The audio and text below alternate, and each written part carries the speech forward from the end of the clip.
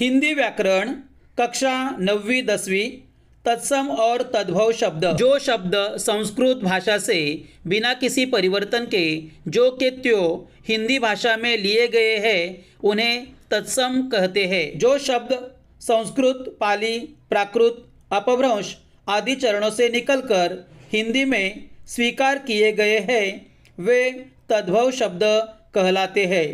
तत्सम शब्द और तद्भव शब्द: अंधकार, अंधेरा, सूर्य, सूरज, अग्नि, आग, चंद्र, चांद, सर्प, सांप, पूर्व, पूरब, दीपक, दिया, ग्रह, घर, कोकिल, कोयल, कर्म, काम, आश्रय, आसरा, धैर्य, धीरज, मयूर, मोर, निद्रा, नींद, सत्य, सच, पंच, पांच,